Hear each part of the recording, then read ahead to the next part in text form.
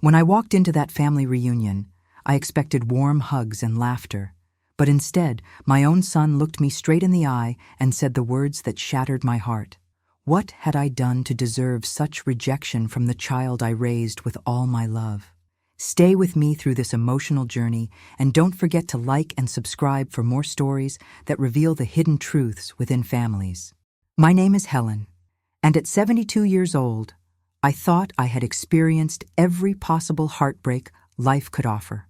I was wrong.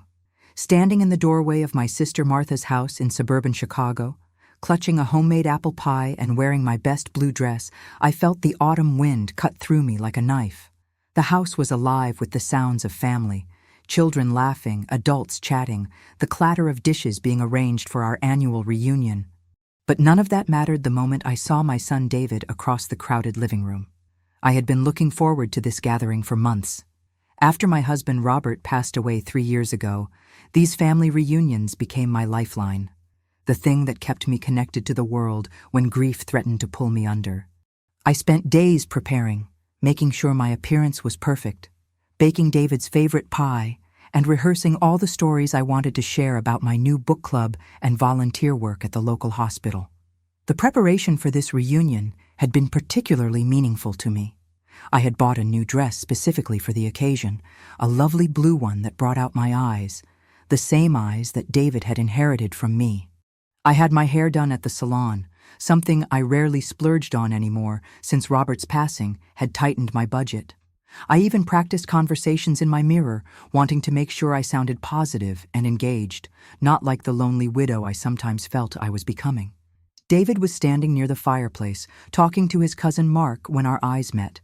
For a split second, I saw something flicker across his face, surprise, maybe even panic. He excused himself from his conversation and walked directly toward me, his expression growing more serious with each step.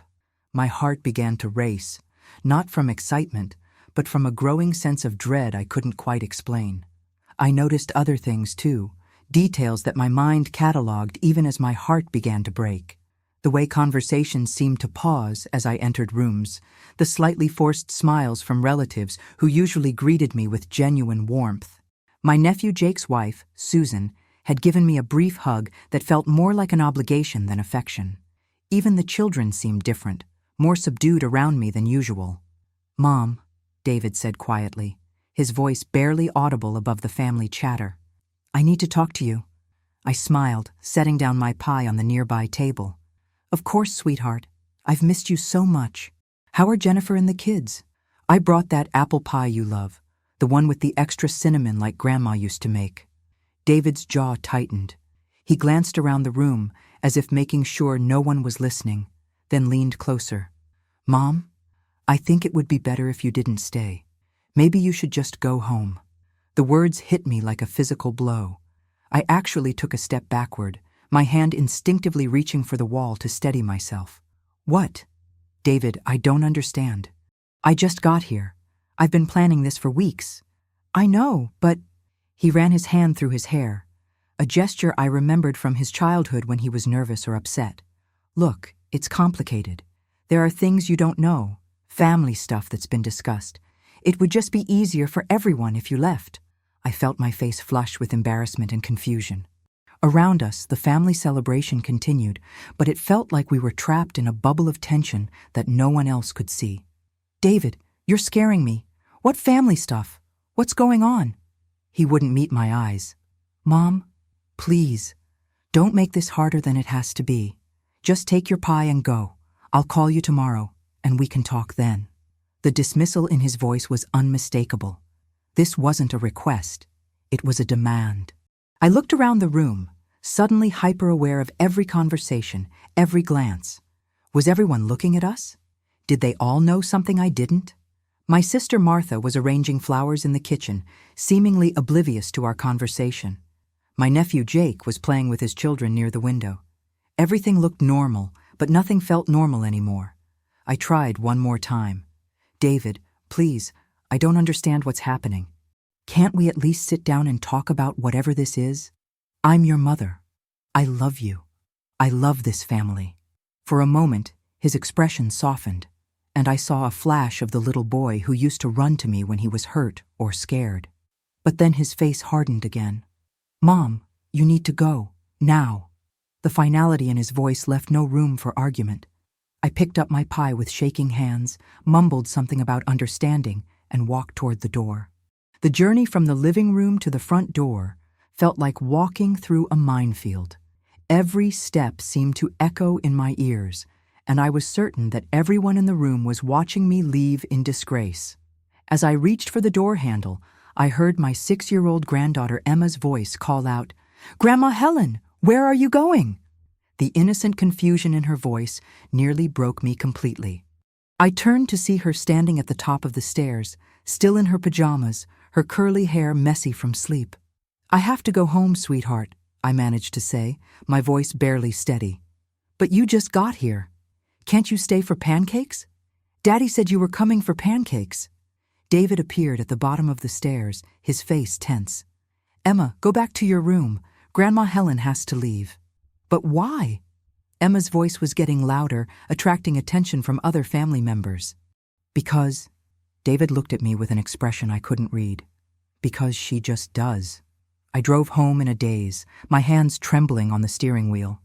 The apple pie sat untouched on my passenger seat, a cruel reminder of the anticipation I had felt just hours before.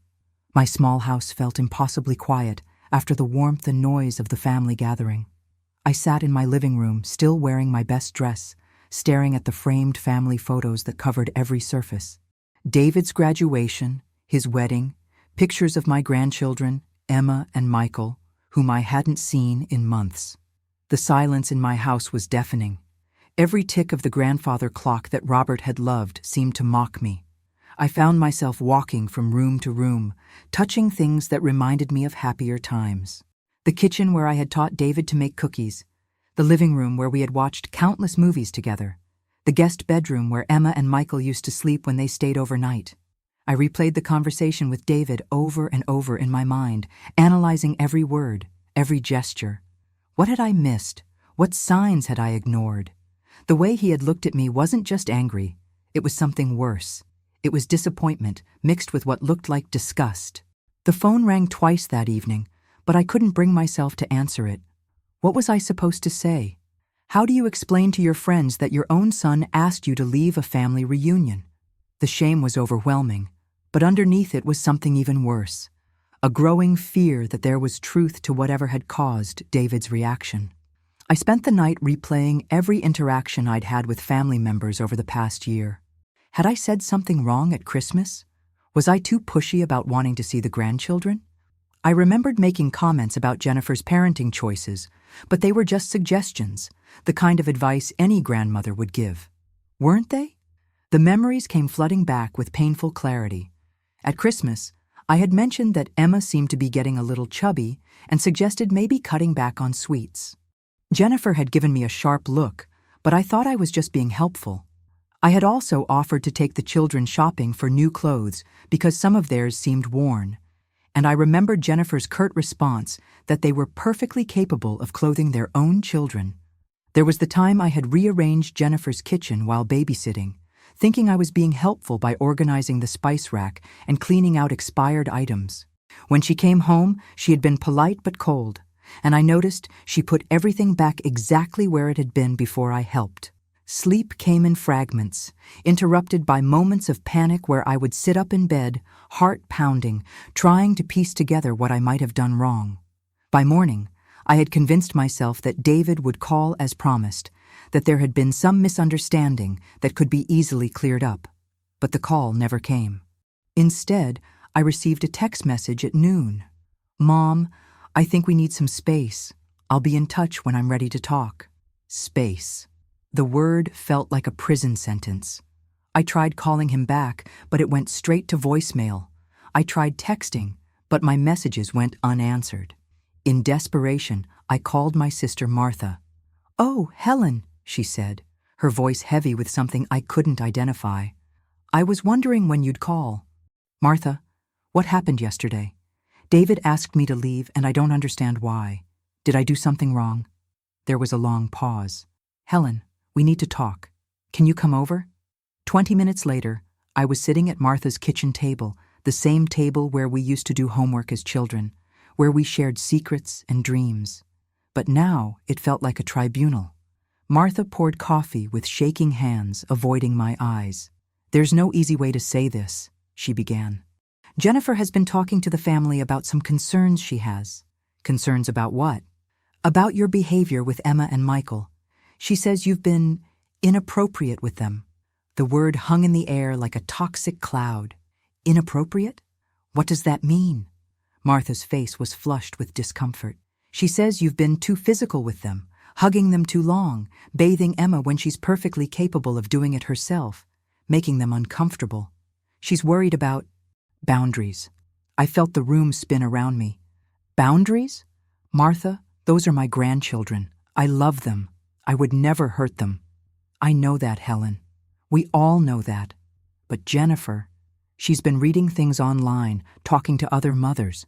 She's convinced herself that your behavior is a red flag." "A red flag for what?" I asked, though I dreaded the answer. Martha couldn't meet my eyes. She's worried that your behavior might be predatory." The word hit me like a physical blow. I felt nauseous, dizzy, like the world was tilting off its axis. Predatory? Martha, how can you even say that word in relation to me? I'm their grandmother. "I know, Helen, I know. But Jennifer has been collecting incidents, writing them down. She says Emma told her that you made her take her clothes off when she spilled something, that you watched her change. She says Michael told her you touched him inappropriately during bath time. I helped Emma change her shirt because she was crying about the stain. I rubbed Michael's back in the bath because he loves it. These are normal things." "I know, but Jennifer doesn't see it that way. She's been researching child abuse prevention, and she thinks your behavior fits certain patterns." I stood up abruptly, nearly knocking over my coffee cup. "This is insane. I'm a retired school teacher. I've been around children my entire life. I would never, ever harm a child." "Sit down, Helen, please. We need to talk about this." I sat back down, but I felt like I was drowning. "What else has she said?" "She mentioned that you gave Emma a bath last month when she was perfectly capable of bathing herself. She said you insisted on helping her wash her hair and her back, and that Emma seemed uncomfortable. Emma loves when I help her with her hair. She has such thick, curly hair, and she gets frustrated trying to get all the shampoo out. I was helping her. She also said you've been too affectionate with Michael, that you hold him too long, that you kiss him too much. He's my grandson. He's 8 years old. He still likes hugs and kisses from his grandmother." Martha reached across the table and took my hand. "Helen, I'm telling you this because I love you, and because I want to help you understand what's happening. Jennifer has been building a case against you in her mind. She's documented incidents, taken photos of marks on the children that she thinks might be suspicious." "Marks? What marks?" "Bruises on Emma's arms that Jennifer thinks came from you, holding her too tightly. A red mark on Michael's chest that she photographed after you gave him a bath." I was horrified. "Martha, Emma bruises easily. She always has. She gets bruises from playing, from bumping into things. And Michael has sensitive skin. He gets red marks from toweling off after a bath. These are normal childhood things." "I know, Helen, but Jennifer doesn't trust your explanations anymore. She thinks you're making excuses." The accusations felt like a death sentence. In the days that followed, I became a prisoner in my own home, afraid to go out, afraid of what people might think or say. Every innocent memory of time spent with my grandchildren became tainted with Jennifer's insinuations. The way I helped Emma with her bath when she was tired, the hugs I gave Michael when he was sad, the bedtime stories I read while snuggled close, all of it was being reframed as something sinister. I stopped going to the grocery store during busy times, afraid I might run into someone from the family who had heard Jennifer's accusations. I avoided the park where I used to take Emma and Michael to play, terrified that other parents might look at me with suspicion. Even my volunteer work at the hospital became uncomfortable when I had to interact with children in the pediatric ward. The isolation was crushing. I had always been an active social person, but now I felt like I was carrying a shameful secret that everyone could somehow see. I started having panic attacks in public places, convinced that people were staring at me, whispering about me. I tried to understand Jennifer's perspective. She was a young mother, protective of her children, influenced by news stories and social media posts about dangers that seemed to lurk everywhere. The internet was full of warnings about predators who could be anyone: family members, trusted friends, even grandparents. I had seen the same articles, the same warnings, but I had never imagined they would be applied to me. But understanding didn't make the pain any less devastating. I had loved those children from the moment they were born, had been present for every milestone, every scraped knee, every bedtime story.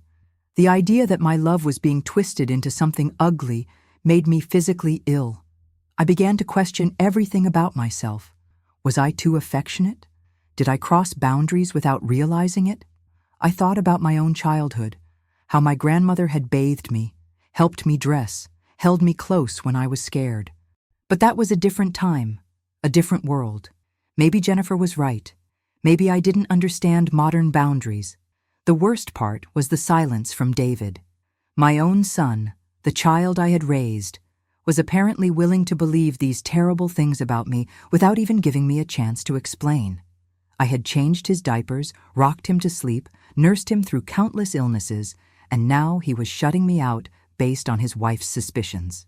After a week of silence, I decided to take action. I couldn't live with this cloud hanging over me. Couldn't let my relationship with my son and grandchildren be destroyed by misunderstandings.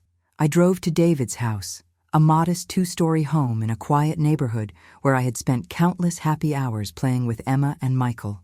The house looked different somehow, less welcoming. The flower beds I had helped plant were overgrown, and the children's toys that usually littered the front yard were nowhere to be seen. I sat in my car for several minutes, gathering courage, before walking up the familiar front steps. Jennifer answered the door, her face immediately closing off when she saw me. "Helen, I don't think this is a good time." "Jennifer, please, I need to talk to you. I need to understand what's happening." She glanced back into the house, then stepped outside, closing the door behind her. "Look, I've tried to be respectful about this, but I have to protect my children." Protect them from what? From their grandmother who loves them? From behavior that makes them uncomfortable. Emma told me you made her take her shirt off when she spilled juice on it, that you watched her change clothes. Michael said you touched his back when you were giving him a bath. These things aren't normal, Helen. I felt tears streaming down my face. "Jennifer, Emma is 6 years old. I helped her change her shirt because she was upset about the stain. I rubbed Michael's back in the bath because he loves it, because it makes him laugh. These are normal things that grandparents do. Maybe in your generation, but not now. Children need to learn about body autonomy, about appropriate boundaries. Your generation didn't understand these things."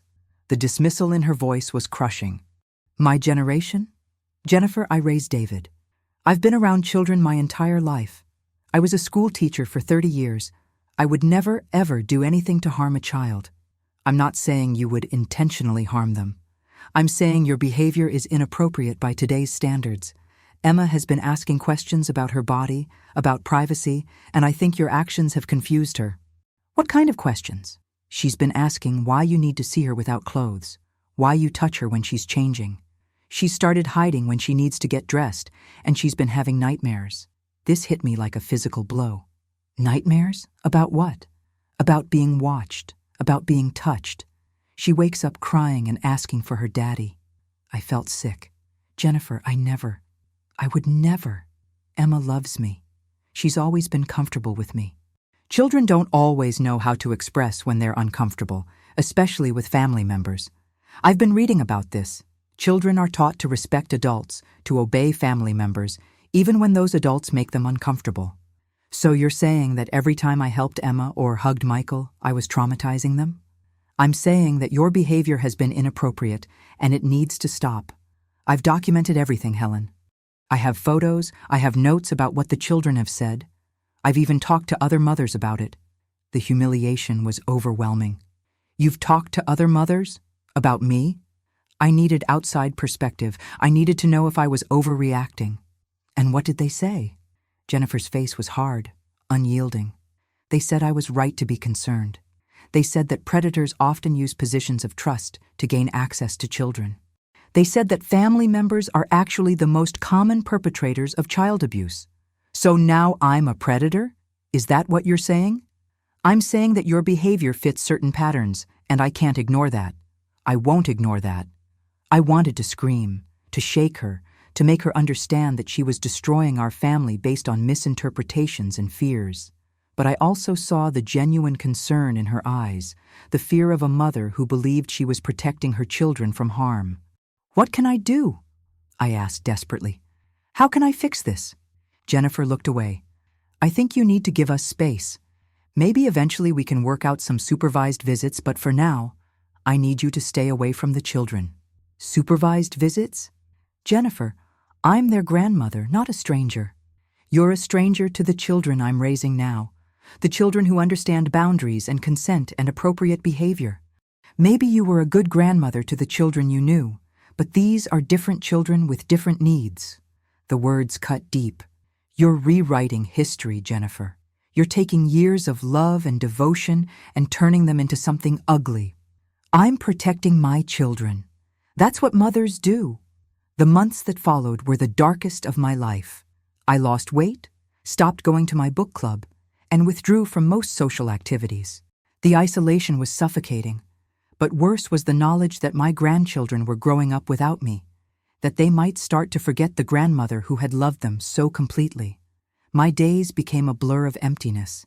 I would wake up each morning hoping that today would be the day David called, that today would be the day this nightmare would end. But the phone remained silent. I started taking long walks around my neighborhood just to have something to do, somewhere to go.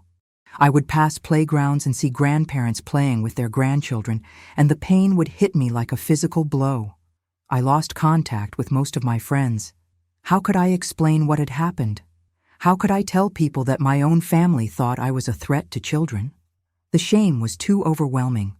I stopped returning calls, stopped accepting invitations, stopped pretending that my life was normal. The only person who stood by me was my sister Martha, but even she seemed uncertain sometimes. I could see the doubt in her eyes, the way she would watch me interact with her own grandchildren when they visited. The accusations had poisoned everything. I decided to seek help from a family therapist, Dr. Sarah Chen, who specialized in intergenerational family conflicts.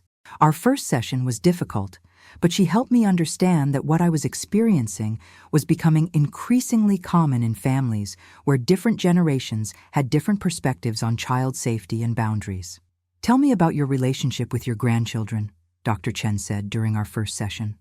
I found myself sobbing as I described the joy Emma and Michael had brought to my life, especially after Robert's death. "They were my light," I said. "After I lost my husband, they were the reason I got up in the morning. Emma would call me every day after school to tell me about her day. Michael would insist on helping me bake cookies every Sunday. They were my whole world." "And how did you show your love for them?"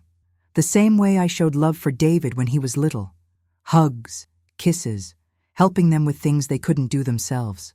I would read to them, play with them, help them with baths when they were tired. Normal grandmother things. Jennifer's concerns, while painful for you, come from a place of love," Dr. Chen explained. "She's been influenced by a cultural shift toward heightened awareness of child safety. Your expressions of love, while completely normal for your generation, are being interpreted through a different lens. But how do I get my family back? It's going to take time, patience, and probably some compromise. You need to show Jennifer that you understand her concerns and that you're willing to adapt your behavior to make her comfortable." "But what if she never trusts me again?" Dr. Chen leaned forward. "Trust can be rebuilt, but it requires consistent effort from both sides. You need to be willing to acknowledge that times have changed, that what was acceptable in your generation might not be acceptable now. And Jennifer needs to be willing to see that your intentions were never harmful." Over the following weeks, Dr. Chen helped me understand the cultural shifts that had influenced Jennifer's thinking. She explained concepts like body autonomy and consent culture that were foreign to my generation but central to modern parenting. She helped me see that while my actions were innocent, they could be interpreted differently by someone who had been exposed to different ideas about child safety. Children today are taught from a very early age about appropriate and inappropriate touch, Dr. Chen explained. They're taught that their bodies belong to them, that they have the right to say no to physical contact, even from family members. These are good things, but they can create confusion when older generations interact with children the way they always have. I spent weeks crafting a letter to David and Jennifer, acknowledging their concerns while explaining my perspective. I proposed attending parenting classes to learn about modern approaches to child safety, offered to only visit when both parents were present, and suggested we work with a family counselor together. The letter took me hours to write. I rewrote it dozens of times, trying to find the right balance between defending myself and acknowledging Jennifer's concerns. I wanted to express my love for the children while also showing that I understood the need for boundaries. I wanted to fight for my place in their lives while also respecting their parents' authority. The response came 2 weeks later. David called, his voice tentative but warmer than it had been in months. "Mom, Jennifer and I have talked about your letter. We appreciate that you're trying to understand our perspective." "I am, David. I love you all so much, and I want to do whatever it takes to be part of your lives again. We've talked to Dr. Martinez, a family counselor, and she's agreed to meet with all of us. It's going to be a process, but we're willing to try if you are." I felt a surge of hope for the first time in months. Yes, of course. I'll do whatever it takes. The family counseling sessions were challenging. Jennifer's fears were deep-rooted, influenced by stories she'd read online and advice from other mothers. She had spent months convinced that I was a threat to her children, and changing that mindset wasn't going to happen overnight. Dr. Martinez, a patient woman in her 50s who reminded me of myself at that age, helped facilitate difficult conversations. She encouraged Jennifer to express her concerns, while also helping her understand my perspective. "Jennifer, can you tell Helen specifically what behaviors concerned you?" Dr. Martinez asked during our second session. Jennifer pulled out a notebook filled with her observations. She would insist on helping Emma with her bath, even when Emma said she could do it herself. She would hold the children too long when they tried to pull away from hugs. She would watch them change clothes and comment on their bodies. Each accusation felt like a knife to my heart, but Dr. Martinez helped me respond thoughtfully rather than defensively. "Helen, can you help Jennifer understand your perspective on these incidents?" When Emma said she could bathe herself, I was trying to help her with her thick, curly hair. It's difficult for her to get all the shampoo out, and she gets frustrated. I wasn't trying to invade her privacy. I was trying to help her feel clean and comfortable. And the hugs? I love those children so much. When I hug them, I'm expressing years of love and affection. If they pulled away, I probably didn't notice immediately because I was so focused on showing them how much I care. What about commenting on their bodies? I might have said something like, "You're getting so big," or "Look how strong you are." I was celebrating their growth, not sexualizing them.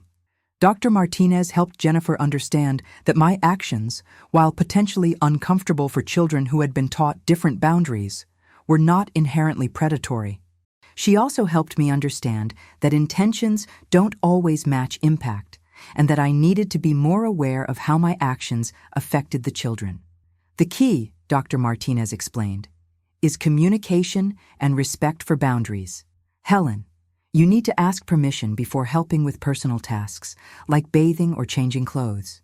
Jennifer, you need to give Helen the benefit of the doubt and assume positive intent unless proven otherwise." The breakthrough came during our fourth session when Emma, who had been brought to one of our meetings, ran to me and hugged me tightly. "I missed you, Grandma Helen," she whispered. The feeling of her small arms around me was overwhelming. I had missed her so much, missed the smell of her hair, the way she would snuggle against me when she was tired. Jennifer watched the interaction carefully, but for the first time, I saw understanding rather than suspicion in her eyes. "She has missed you," Jennifer admitted.